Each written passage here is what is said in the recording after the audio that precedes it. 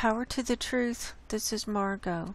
This is Tuesday, March the 12th, 2019, and it's 5:31 p.m. Pacific Time, United States of America.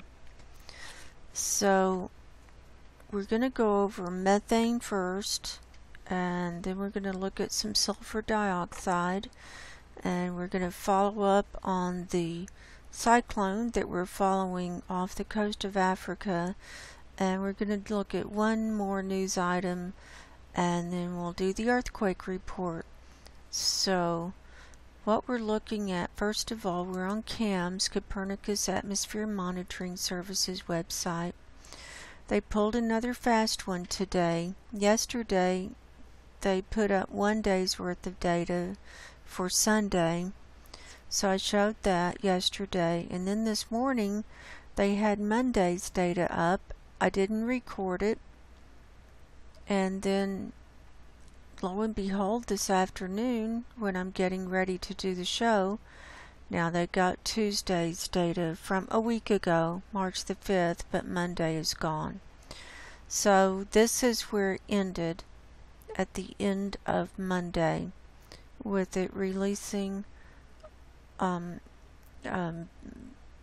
dark release to the east of Novaya Zemlya, and some red coming up here in the Kara Sea, and some reddish orange coming up in the Laptev Sea and the Chukchi Sea, and then more building. So I haven't loaded it up yet because it was using up all my memory. So we'll let this movie load up and you can see what it did on Tuesday a week ago, and then into the forecast period. And you know, it's so far ago, you know, what do we have it to relate to? I don't know. I mean, I guess I could look back through Climate Reanalyzer at different things, but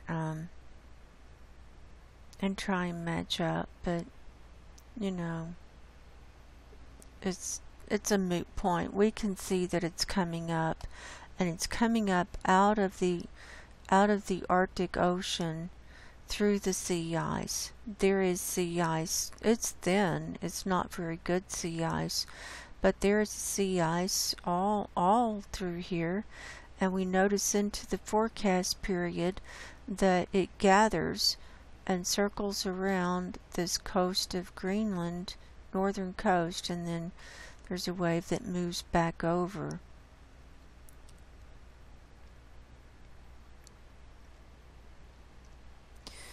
And then it's just a build and release, and it's not as heavy a release coming out of Russia and Siberia as what we were seeing, but I expect that to change once summer comes.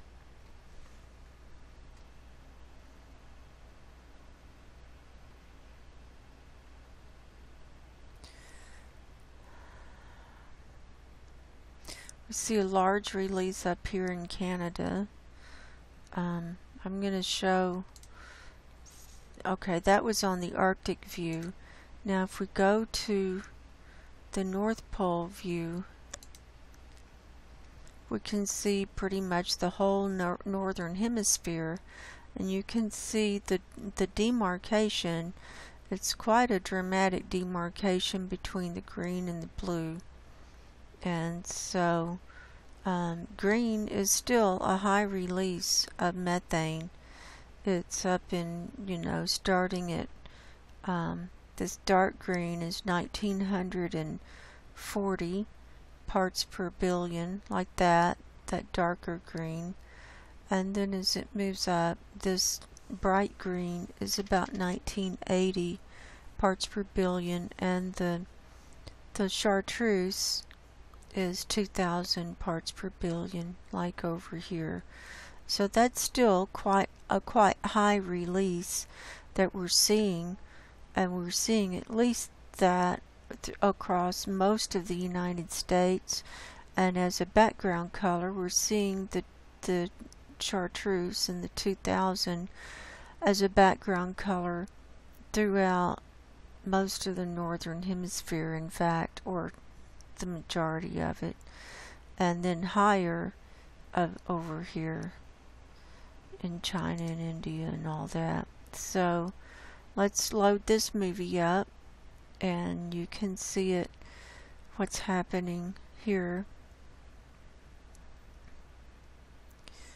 And what I did see this morning from the Monday data, I did run it, and I saw on Monday I did see a pretty large release of methane coming off of the east coast of the United States, and it was actually coming out into the Atlantic Ocean a bit.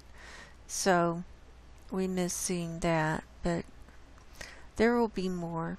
This is not the end of methane. Trust me, there will be more.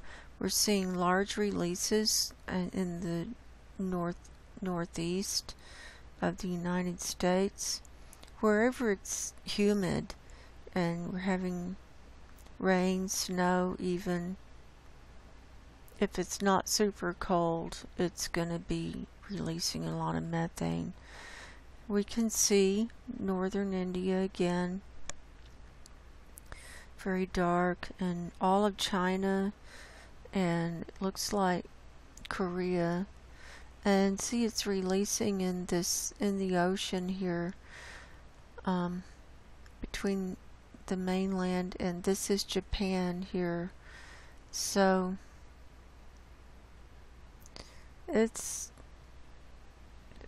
we've got a lot going on, especially with it just being March. And so this dark brown is anywhere between 2160 and 10,000 parts per billion, according to this model. We can see this wave of green moving out.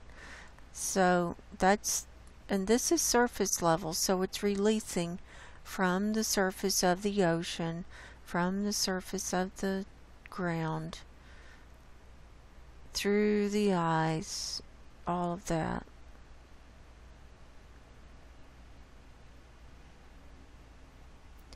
And now I want to show sulfur dioxide real quick,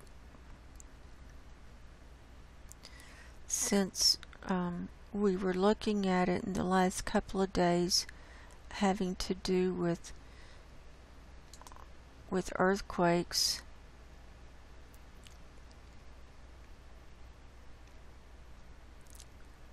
Let's get on the Arctic view. And this is from today, and it's total column level. And remember, we saw this large release a couple of days ago from the Kamchatka Peninsula here. We figured out that was from the Shiveluch volcano. Well, this is the residue of that moving across. It's a large cloud of sulfur dioxide, probably an ash plume, moving across northern Russia and Siberia, and then over the Arctic. And see, it's still in the red there, even though it's dissipated some. It's not that bright red like what we saw, but when we run this and we see what they forecast it to do, it spreads out over the Arctic. And so what this means is, as the sun is rising and everything, and as it rains and snows, and they have weather and clouds forming and all that, all this sulfur dioxide that's breaking down into sulfuric acid and all these different components will be affecting the sea ice here, and the ash and all that. When that comes down on that ice is going to melt a lot faster. because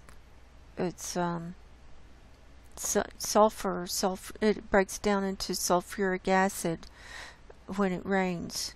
So see, that cloud just keeps kind of moving around. That's what they're forecasting without any new releases. That's what they're forecasting. And so that's not going to help the sea ice by any means. Look at that. And then we've got more coming out of Alaska, and it's adding to the mix. So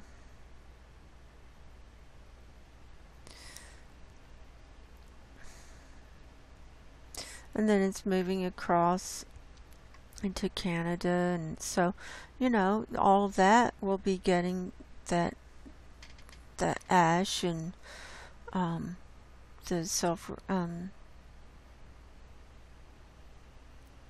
the mix and everything, and so their snow cover will be melting and melting faster, and their permafrost will be melting faster, and they've got huge methane stores in their permafrost too. So I just wanted to show everyone that. So let's print this and have this as a backdrop now.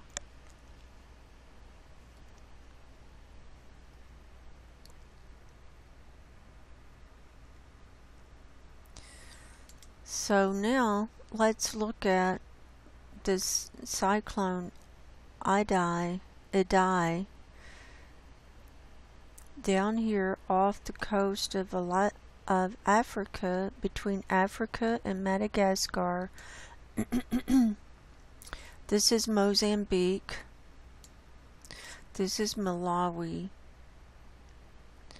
And it had started down here and then went up here and kind of touched here and then came back down and built, and has been churning in this channel here, in this Mozambique channel, and has been gathering steam, and the water is really warm, and so now they're expecting it to start moving south and west and to hit landfall down here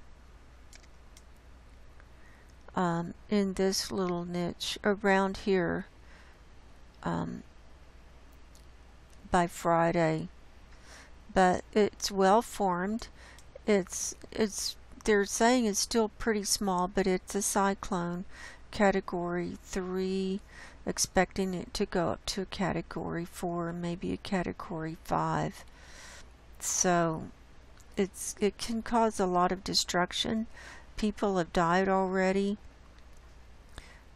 I've seen varied reports where it was 10 dead and up to 30 dead, and thousands that have been flooded and been misplaced, and just from when it was forming and came up to Malawi and back over.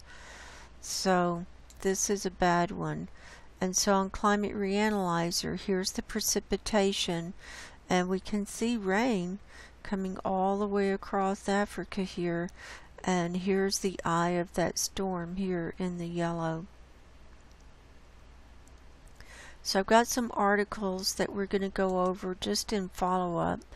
This is from the Washington Post from today at 1:14 p.m. They say tropical cyclone with rapid intensification to slam Africa, bringing 120 mile/hour winds and downpours. And so they're showing a different picture of it.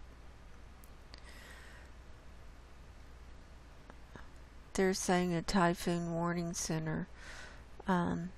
When most people think about tropical cyclones, Africa usually doesn't come to mind.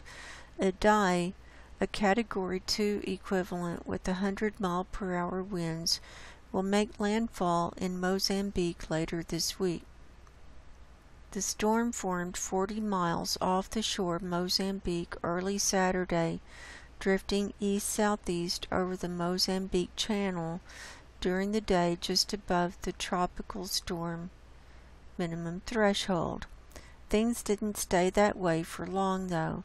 Between 2 a.m. Sunday and 2 a.m. Monday, Mozambique time, Idai exploded from 45 miles per hour to 105 miles per hour, going from just above low-end tropical storm strength to a high Category 2 within 24 hours. It became a major hurricane equivalent Category 3 just 6 hours later. Storms in the Indian Ocean are called cyclones. That fits the bill for rapid intensification, strengthening at a greater rate than Harvey, Irma, Florence, or Michael did before impacting the United States. After peaking at 120 miles per hour, Idai's winds stand at 105 miles per hour, but it could re-strengthen. The worst of the storm hasn't moved over land yet. Idai is in a warm, low-shear environment with sea surface temperatures of around 30 degrees Celsius. Conditions are ripe for the storm to maintain its intensity or even strengthen. That environment is likely to continue for the next couple of days. Mozambique is bracing for the storm's arrival late Thursday into Friday. The Joint Typhoon Warning Center is calling for winds of roughly 120 miles per hour, with gusts to 150 miles per hour as it tracks west, likely making landfall just north of Beira, Mozambique's fourth largest city. Forecasters say 8 to 12 inches of rain could accompany Idai's heavy tropical feeder bands. March is Beira's wettest month, averaging just under a foot of rainfall. The city might also see a storm surge threat, depending on where the eye moves ashore. Just north of where the storm center makes landfall, inundations of 1 to 3 meters or up to 10 feet above mean sea level can be expected. Idai's drift toward Madagascar over the weekend brought heavy rain to the island nation of 25 million. In the community of Sambava on the northeast tip of the island, 8.7 inches have come down since Sunday. Another 6.3 inches have fallen in Majunga in the past 2 days. Madagascar is no stranger to tropical storms, last hit by Ava in January 2018. The storm displaced more than 17,000 with devastating floods and killed 29. So here's Madagascar and there's Mozambique and so on and so forth. There's the picture we saw yesterday. So, now I've got a few more links to share regarding the storm that will help us track it as well. And we need to keep everyone in this area in Africa in our prayers. This is very major for them. Here's Eureka Alert, the global source for science news. This is from March 11th. NASA's Aqua satellite finds tropical cyclone Idai in Mozambique Channel. And here's what it looked like from, this is the science report, and saying, you know, where they're expecting it to go, and so forth. And they're saying that it could get up to 144 miles per hour or 231 kilometers per hour before making landfall near Beira after March 15th. maximum wave heights near 27 feet. So that's high. That's high. On Monday, March 11th at 11 a.m. Eastern Daylight Time, Idai was located near, and then it gives the coordinates. That's about 307 miles north-northeast of Europa Island. Idai was moving to the southwest and had maximum sustained winds of 105 knots or 121 miles per hour, 194.5 kilometers per hour. It was generating maximum wave heights near 27 feet or 8.2 meters. Those are high waves. So there's that. So these are just links that have been sent to me by Dave Alcock, aka Nostradamus, or I found just trying to follow up on the story that he brought to us yesterday.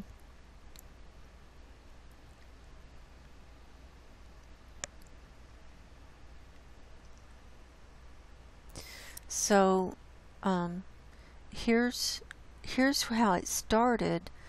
It started just as a storm down here off the coast of Mozambique, and then it came on land, and then it made a loop, and it touched Malawi, and then came back down and came across and came out here, and then while it was in this Mozambique channel, it started picking up steam with that hot water, and now here, that's where it's going. So that was sent from Dave. Thank you, Dave. And then he sent three tweets,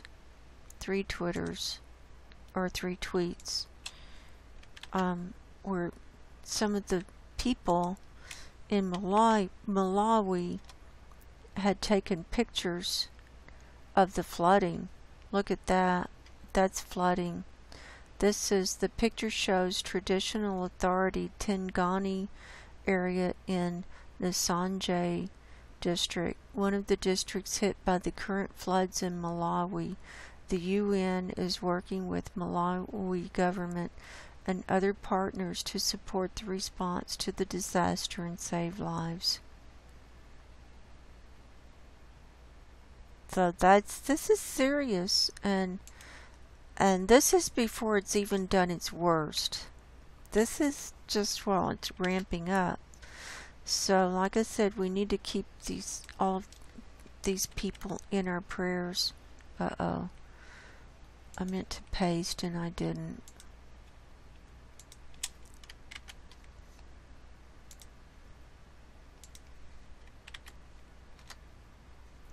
Climate change has caused at least 23 deaths in mountain flash floods in Malawi, and 115,000 people have been hit by severe flooding in Malawi. So, we can watch that movie. Oh.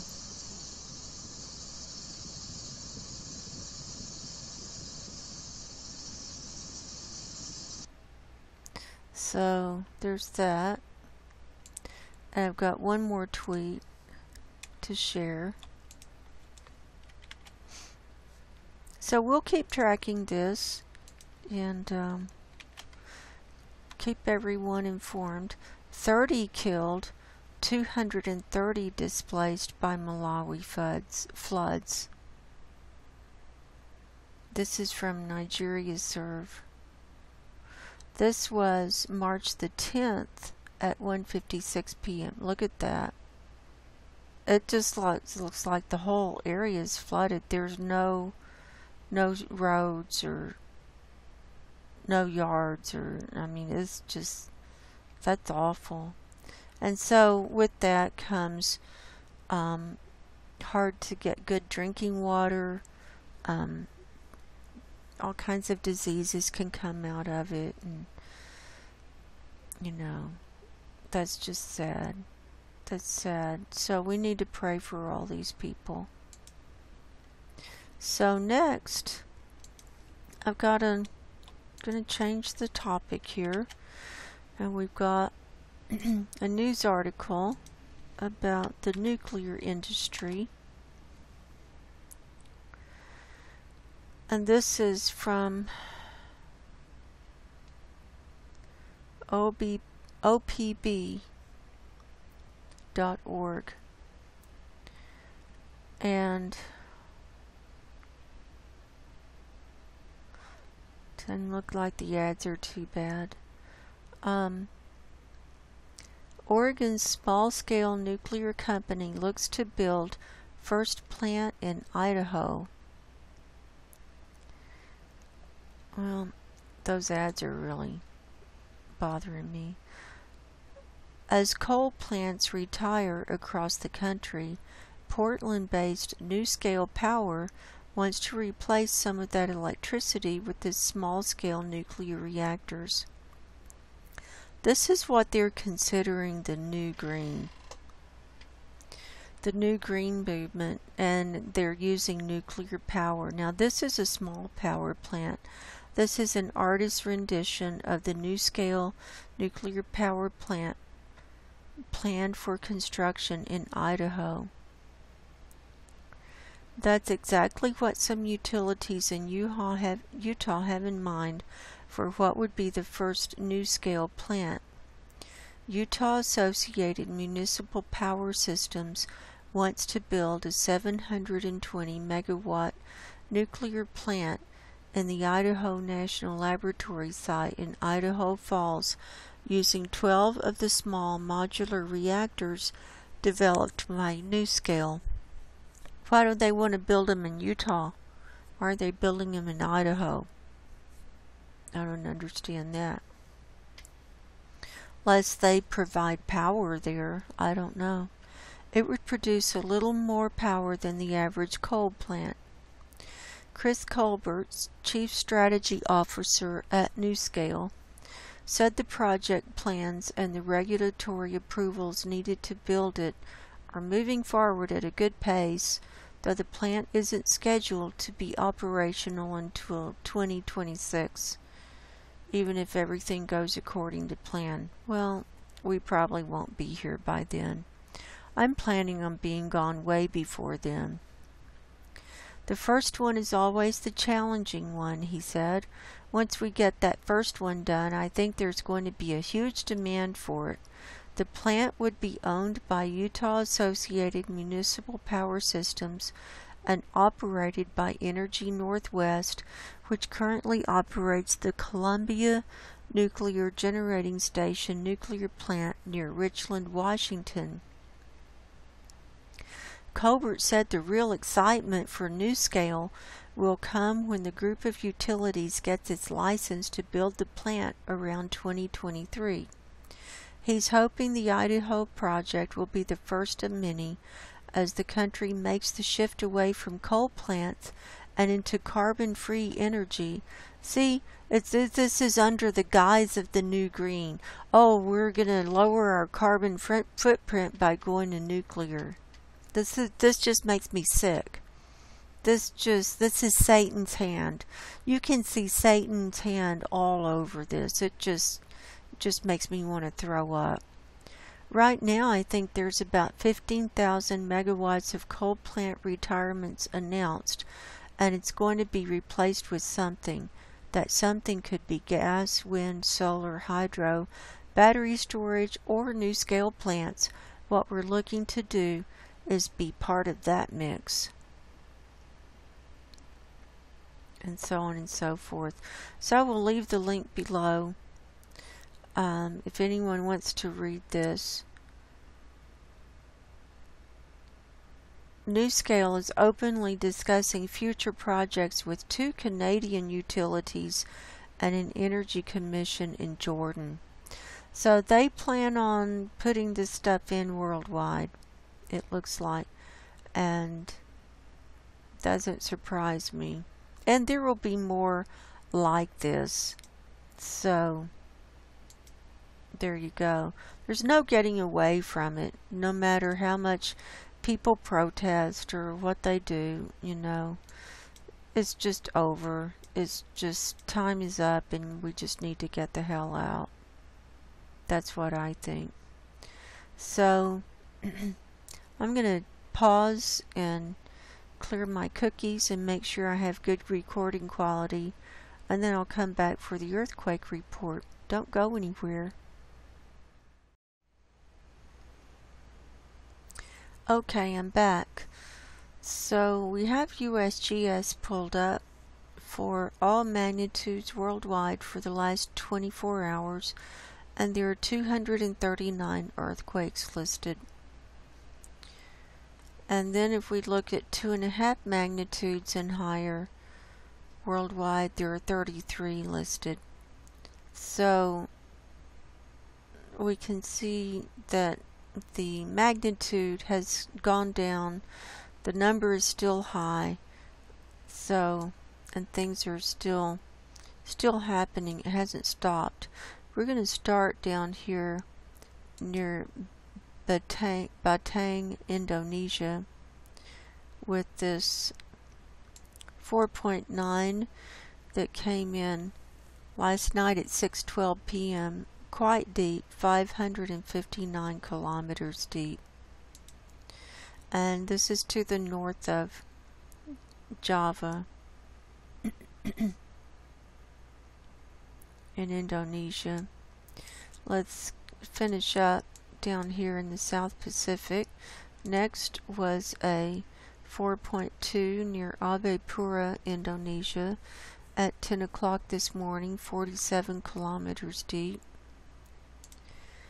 Next was a 4.9 near Lorengau, Papua New Guinea at 5:38 this morning.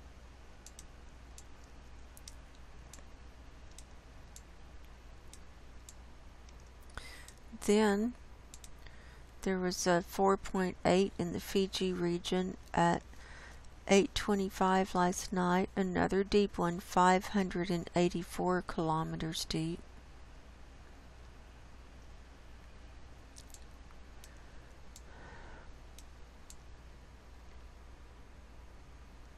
Then up here on the mainland of Taiwan, it looks like, to the east of Taipei, was a 4.6. They're showing it near Keelung, Taiwan, at 11:19 this morning, 135 kilometers deep.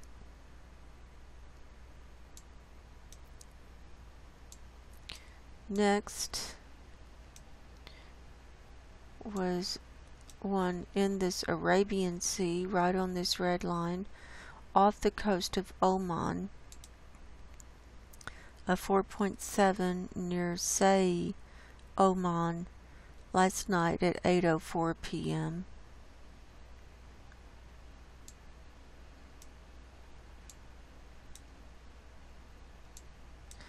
Then down in South America, there have been two in Peru, a 4.5 near Ocopampa at 5:51 this morning, 71 kilometers deep, and a 4.5 right next to it. They're saying it's near Santo Tomas, Peru, at 11:06 this morning, 85 kilometers deep.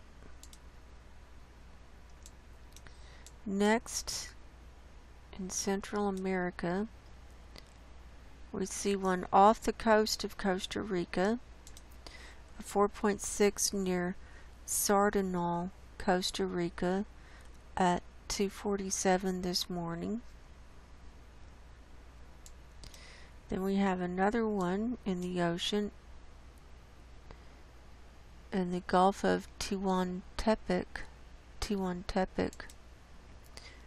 a 4.5 near Salina Cruz, Mexico at 12:43 this afternoon, 76 kilometers deep.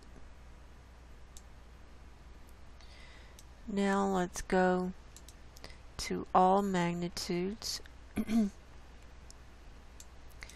and let's look at the Dominican Republic next.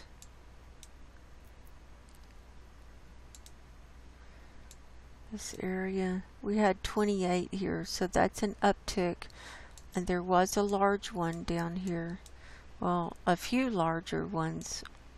Let's go over the ones 2.5 magnitude and higher first. There were 8 of those. I'll just call them off at 3.2, 4.6. Now this was downgraded from, I heard that it first came in around a 5.0. This one happened at 6:08 this morning. It was 13 kilometers deep. And we're seeing a cluster here. This was in the ocean just off the coast of Hobos, Puerto Rico. And while we're down here, now let's go back to all magnitudes. Look, they had a swarm. There was definitely a swarm. There are 23 right there. So the majority of the earthquakes down here or right here. So in the last 24 hours, the first one that came in was a 1.2 near Hobos at 11:21 last night. Then a 2.0 near Imahagua at 12:03 this morning. And then the large one, the 4.6, came in at 6:08. And then I would call all of these after that aftershocks from this bigger one, because they're all in that same region, and it looks like they're all just in a line going up. So they're not small either. We've got 2.9, 1.8, 2.1, 1.6, 2.1, 2.6, and so forth. Here's a 2.3. Here's another 2.6. A lot of 2s, and then the last one was a 1.1 at 3:49 this afternoon. So we're going to keep an eye on this area and see what's going on. And in the meantime, there was also a 3.2 near Charlotte Amalie, U.S. Virgin Islands at 3:46 this afternoon. And then here's some smaller ones.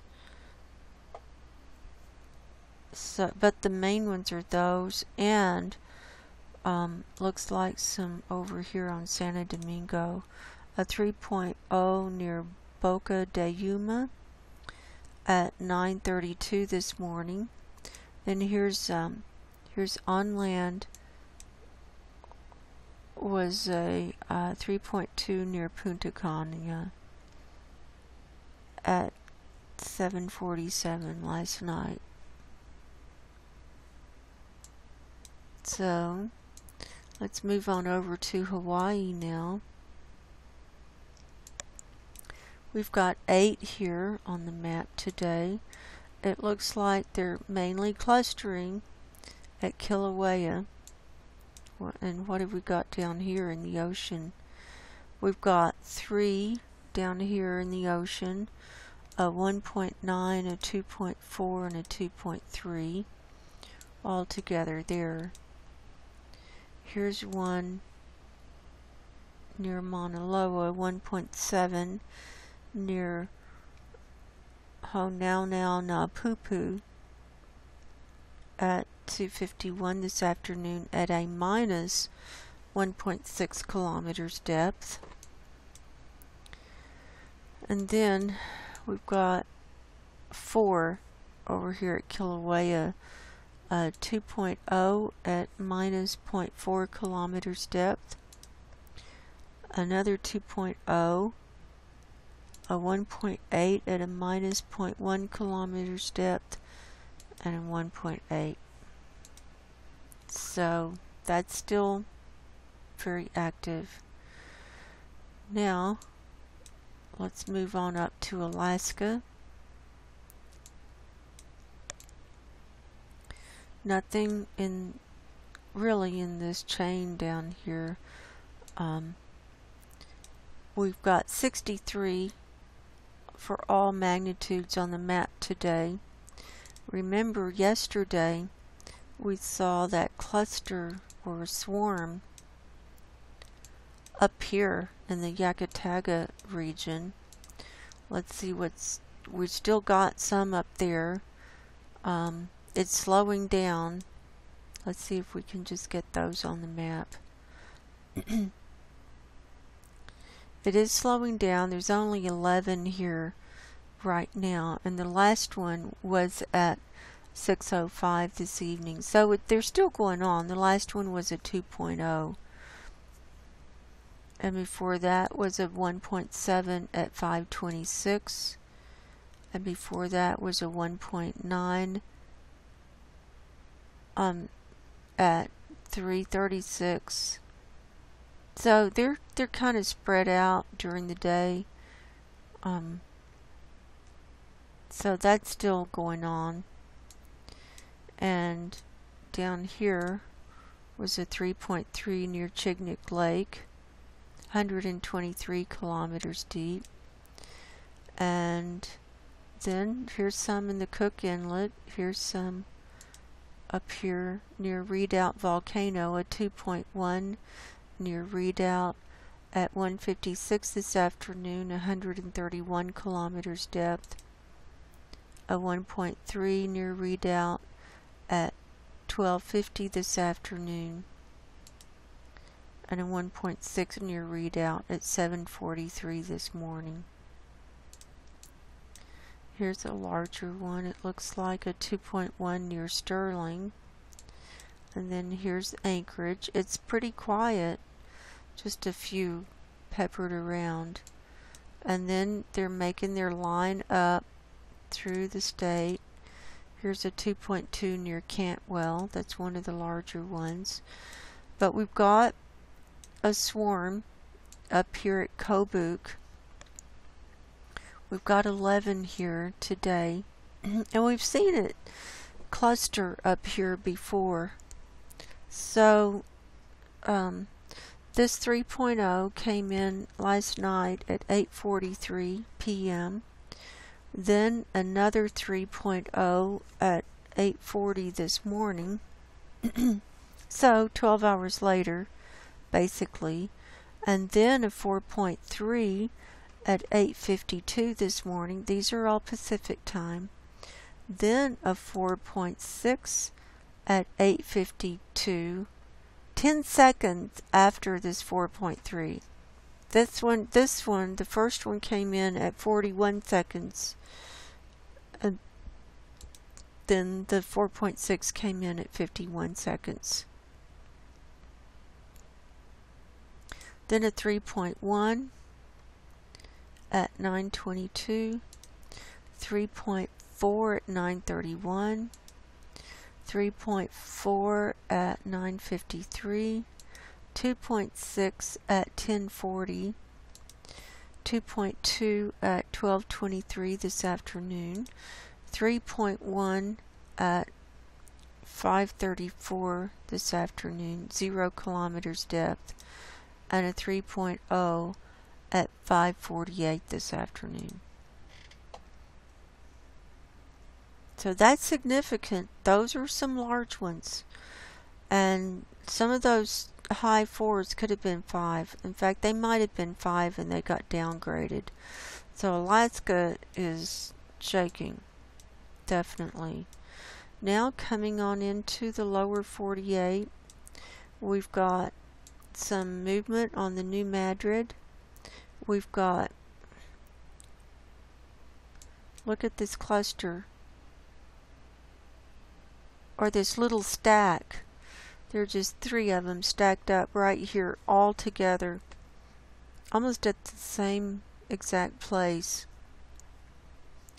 2.1 near Steele, Missouri at 7:23 last night. 2.7 at 7:45 last night, and a 1.4 at 1:07 this morning. Right in the middle of this New Madrid hazardous zone. And then another one not too far from there, a 1.6 near New Madrid. Of course, that's in the New Madrid zone. At 11:11 last night. 11:11. So there you go. Then, in Oklahoma, there was a 2.4 near Edmond at 4:45 this afternoon. Nothing in Arizona, nothing in Colorado, nothing in Utah. We've got one little lone one up at Yellowstone. We've got a 0.3 near West Yellowstone, Montana at 11:51 this morning. So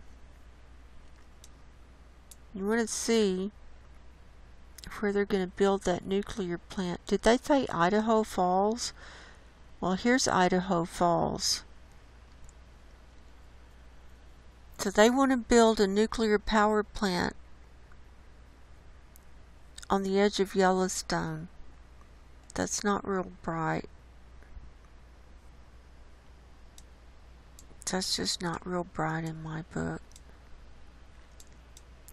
Okay, here's one at Bluffdale. It was so small I nearly missed it. A 0.8 near Bluffdale, Utah at 4:32 this morning.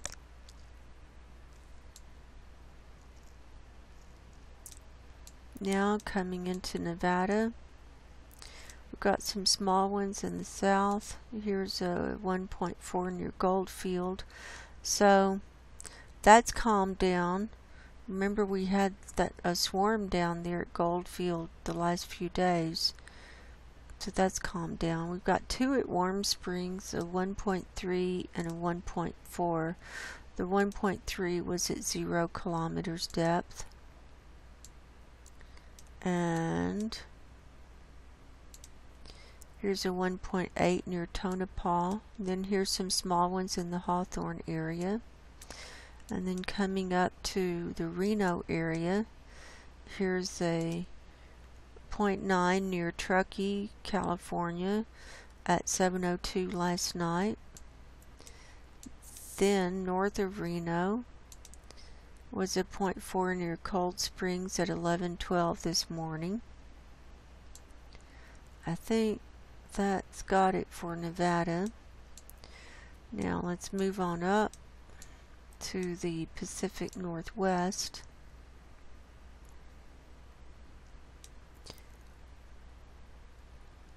Okay, we've got a cluster. Well, first of all, we'll start with this one at Seattle. A 1.3 at Seattle, Washington at 11:09 last night. And then look at all these. Amboy. You want to know where that is? Oh my God, how many is that? That's at Mount St. Helens. That's a volcano. That's 24.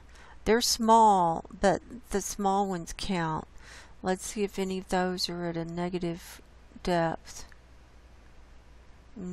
This first one is at a minus 1.7 kilometers depth, meaning it's up in the mountain.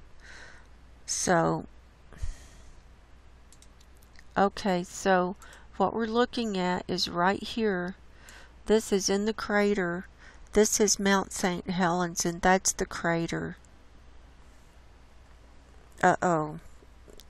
This is not good.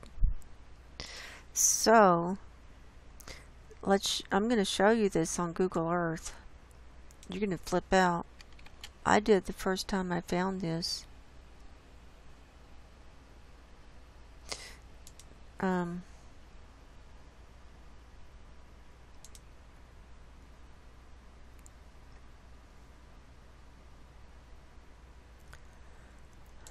Okay. Here's the one that had the negative depth. So that one happened. Okay, here's Mount St. Helens. Here's the crater. Okay, got that? and it's huge. And so the first earthquake happened on the side, and it was a minus point something depth, minus 1.7 kilometers deep. So it was up so the magma's moving is what that means.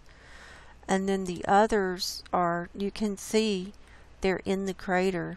That was the only one that was on the side. And then these others, like, let's just get one of these and get the coordinates, and you can see it's right smack dab in that crater. I watched a movie recently, a video recently about Mount St. Helens, and how when it blew in, when was it, 1981 or whenever it was, it started with these little swarms. That's what it started with, and it would swarm and then it would stop, and it would swarm and then it would stop. And so people thought when it stopped then they were safe, but they weren't safe, and a whole bunch of people got caught and were having to flee, literally flee, with it blowing up and everything. And it was the little ones that started it. This is a sign that it's waking up. I haven't been tracking earthquakes that long, but I've not seen this at Mount St. Helens before. So this is a warning. Heads up to everybody up there and everywhere else, because if that blows, that ash cloud is going to cover a whole big area over the United States. I remember when it blew, it was 1981 or 86 or something.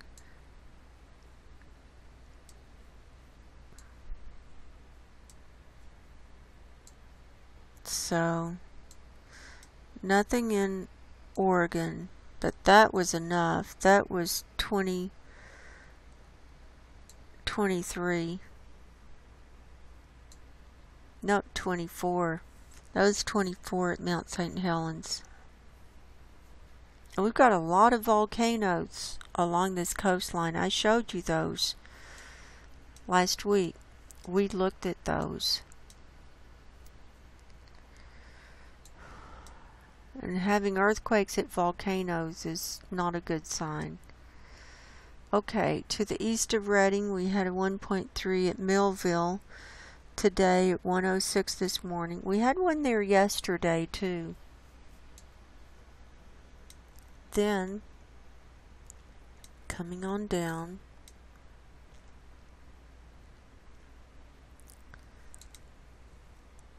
there's a 2.2 near Rancho Tehama Reserve at 5:26 this afternoon. You can see that's all mountainous there. Then over here was a 1.8 near Laytonville at 3:39 this morning.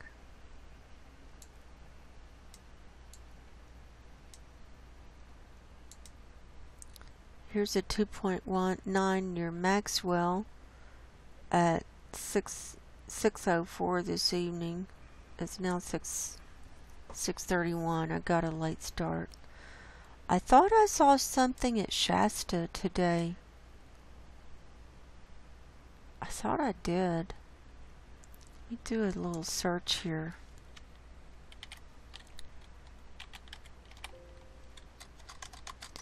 Okay. Let's try, it might have come off the map. Let's try 7 days, all magnitudes. And because I could have sworn I saw something at Shasta. Nope. I guess I'm having a brain fart. Anyway. Well, here's in the last 7 days what we've had. In case you're interested. the orange is in the last 24 hours. The red is what's gone on the map right now. But look at these coming across this Juan de Fuca plate just in a straight line all the way across. It's kind of weird. So we'll just go back to 1 day now. All magnitudes.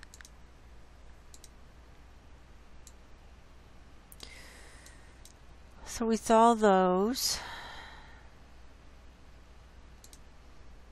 2.9 at Maxwell.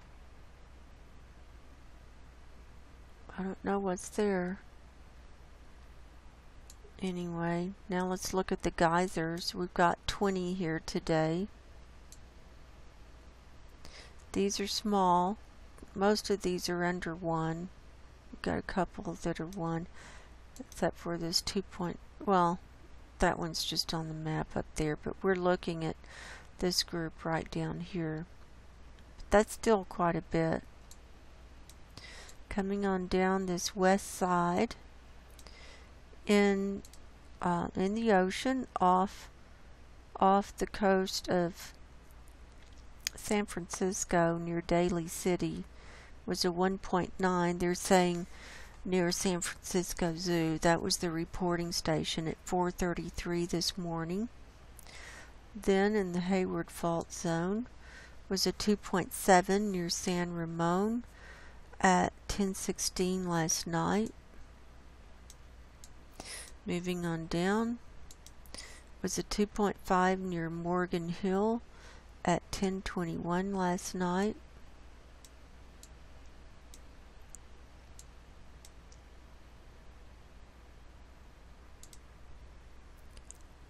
So that was the Morgan Hill one, right? Okay. I just have to back out to get my bearings occasionally. 1.2 near Pinnacles. Here's a little one. Oh, 2 little ones. 0.7 near Parkfield. 0.5 near Parkfield. 1.2 near Cambria. And before I finish up, we're going to go back up to Mount St. Helens and just look. I've thought of some more things to look at up there, because I didn't see that before I did my report today. 1.0 near Palmdale. Now we're moving into southern, get rid of that, southern California. We've got one across the border, a 2.0 near Primo Tapia in Baja. 1.2 magnitude quarry blast near Bonita, California at 3:02 this afternoon at a minus 0.4 kilometers depth.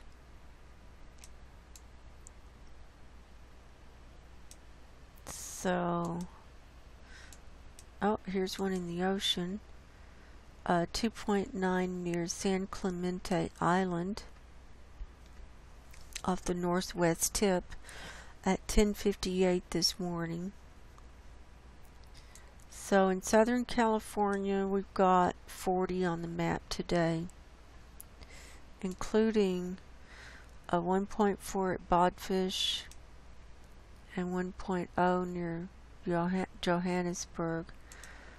And here's a, oh my god, 2.1 magnitude explosion. I know these explosions cause earthquakes. I know they do. I just know it. Because on the weekends when they're not doing the explosions, there are so few earthquakes.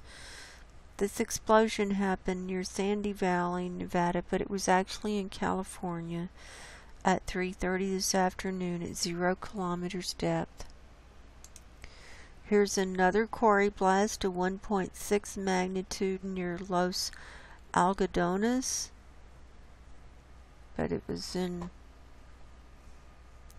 California at 2:54 this afternoon at minus 0.2 kilometers depth. Let's see what's above 2.5 magnitude down here. We saw this one in the ocean, 2.9. That's pretty good size. So let's see how many are at Kauai today. 17, so that's not a huge number for Kauai. These are all under 1s. So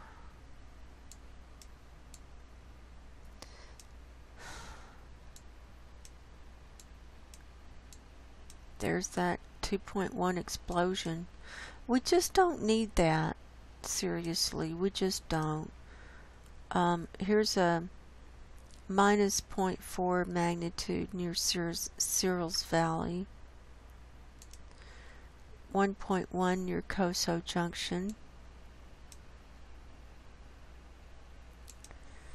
Here's a 0.2 near Beatty, Nevada. Then coming up this east side. And remember, we saw this swarm up here at Mammoth Lakes. Well, today we've got 10, so I'm going to call them off. We've got a 0.3, 0.1, 0.1, 0.8, 0.7, 0.4, 0.8, 0.4, 0.8, and 0.6. So they were all under 1, but remember that the little ones count because it's showing movement.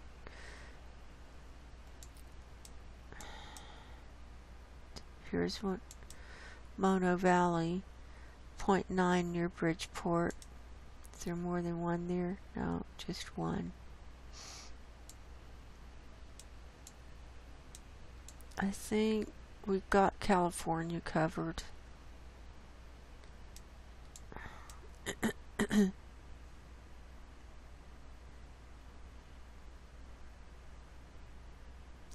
me look at something here.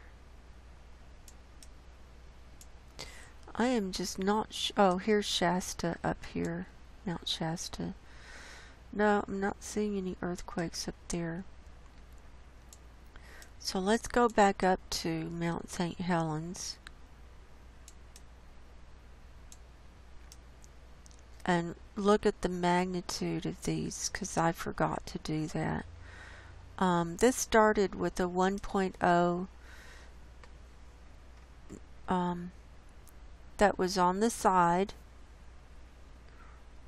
right here. That was the first one that was at a minus 1.7 kilometers depth at 7:16 last night.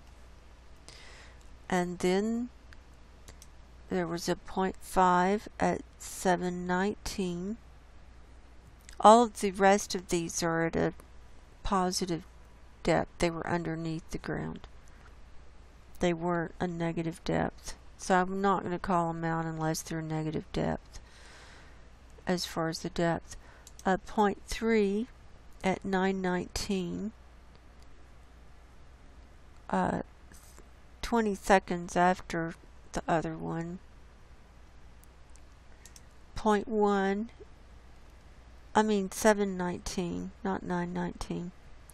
Then a 0.1 at 7:21,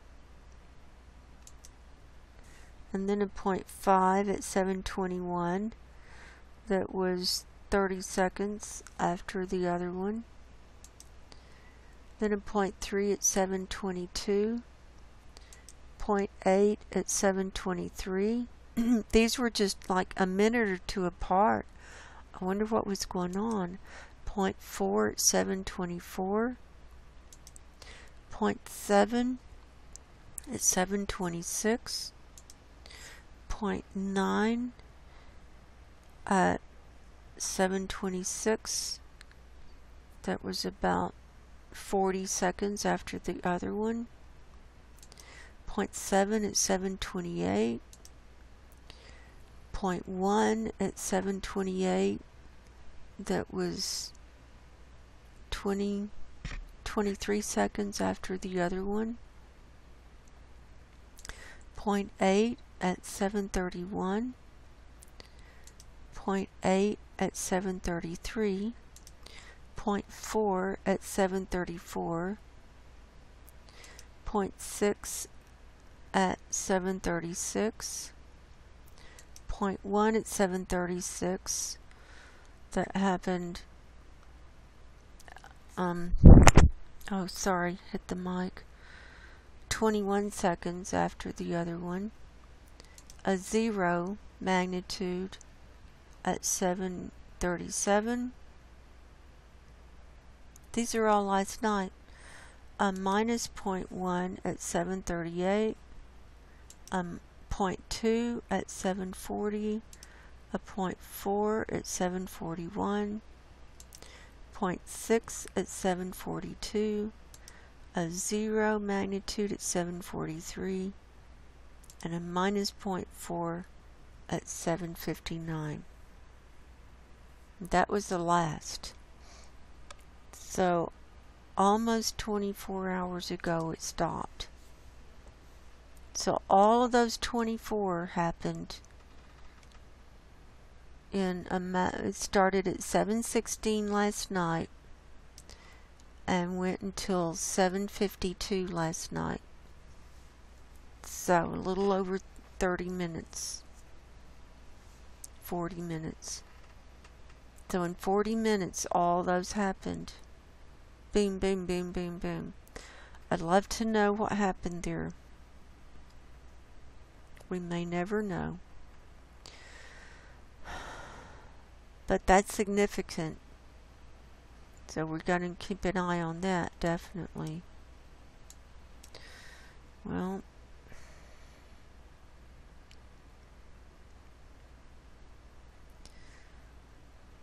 it looks like Alaska's still doing stuff. We saw that. That was at 5:48, unless it just now came on the map. 3.0 at Kobuk at 5:48. Here's a 2.0 near Cape Yakataga at 6:05, and then some more red ones up here. 2.3 near Cantwell at 6:35.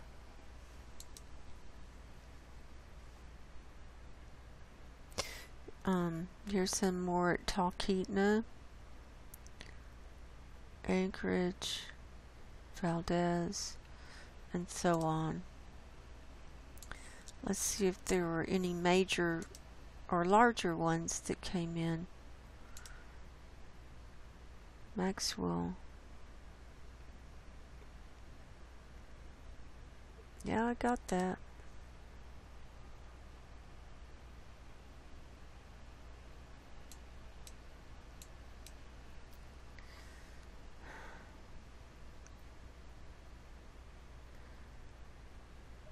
There were two that came in up at Kobuk, kind of close, a 3.1 at 5:34 this afternoon, and a 3.0 at 5:48. So that's still active. I think that's a wrap. So I will let you go. I hope everyone has a good evening. And as I always like to tell people, part of my message is the time is short. No one knows the day or the hour. And you can have an earthquake plan, you can have a disaster plan, but the biggest plan you need is a spiritual plan. And I recommend everyone get right with God and Jesus now while they have a chance. I love you all very much, and until next time, God bless you, go in peace, and good night.